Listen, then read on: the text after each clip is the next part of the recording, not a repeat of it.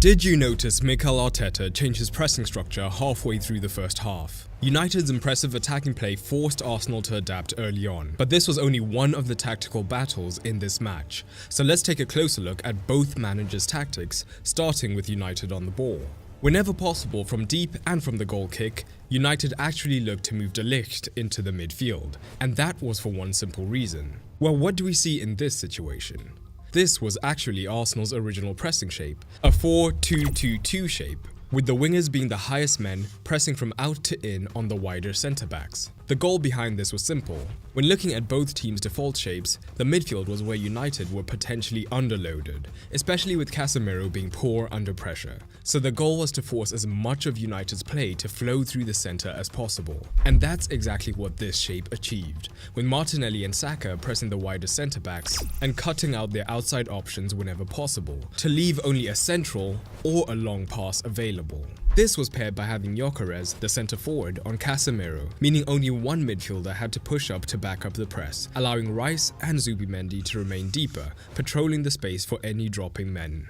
So what was the logic behind pushing De Ligt higher? While having him now become one of the pivots, now unlocked Fernandes to push higher up the pitch, and Fernandes would consistently drift across the pitch, looking to give the centre-back or the goalkeeper an ideal passing angle. So where before United were either a man down or man-to-man in the midfield, they could now potentially have a 5 versus 4 in the centre, before even considering the false 9 dropping deep.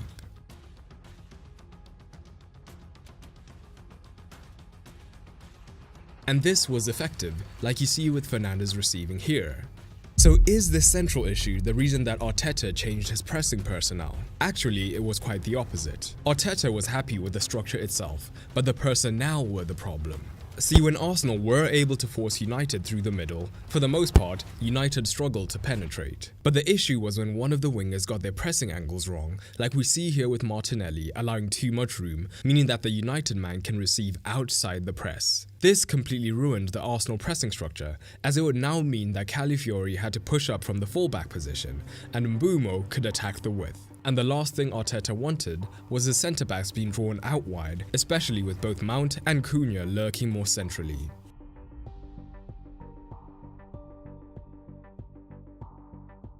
The solution Arteta figured was to keep the same shape, but now have Gyökeres taking up Martinelli's position and Rice pushing up into the Gyökeres role. This would subsequently allow Martinelli to remain in a more traditional wide midfielder role. So even if United escaped the central press and Martinelli was drawn higher up the pitch, it was Calafiori, not the centre-backs, taking care of Mbeumo out wide.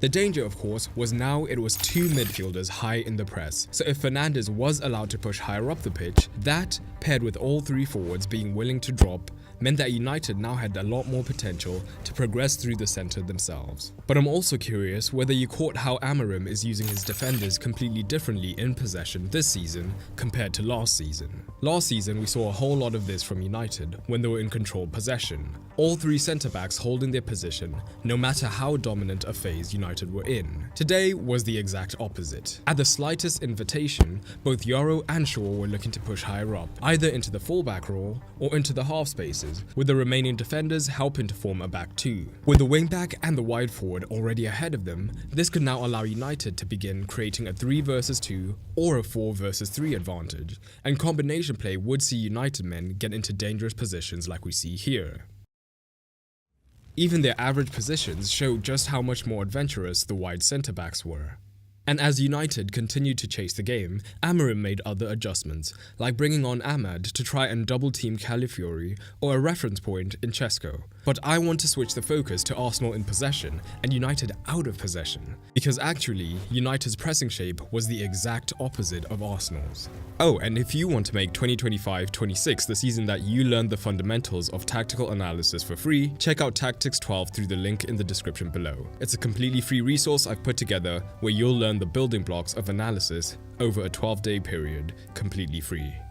So United, like Arsenal, knew that their own weakness was through the middle of the park. But while Amorim was happy enough to take the risk of De Ligt into the midfield when in possession, out of possession, he wanted to maintain his back three. So the sacrifice had to come from the front three, who high up the pitch shifted from a flat three to having a man, usually Mount or Cunha, dropping behind their partners. This now gave them a much stronger central base of 5 men, while still having 2 forwards who could press centrally. So simply put, the Arsenal pressing goal was to force United to play through the centre, whilst the United pressing goal was to force Arsenal to play out wide, where they could then get an aggressive fullback to press, whilst the rest shifted into a back 4. And United were actually very successful with this, and Arsenal only managed 27% of their play through the middle. But that's not to say Arsenal couldn't go through the centre, and this 27% often revealed why United were so protective of their centre. Zubimendi would often drop into the backline, making the United front 2 press less effective, whilst it could also have the secondary effect of drawing a forward higher up the pitch, and in fact, United's mid-block shape tended to be a more compact 5-2-3. Meaning that once again, they only had a 2 in the midfield. And Calafiori was key in this phase, often moving into the left half space early, trying to force Casemiro or Ugarte to choose between staying deep on him or pushing higher up to press Rice or Zubimendi. And of course, with the latter being much bigger threats than Calafiori, the Italian was often deprioritized, meaning that at times, he was the key man, trying to get the ball between the lines and drive the Arsenal forward.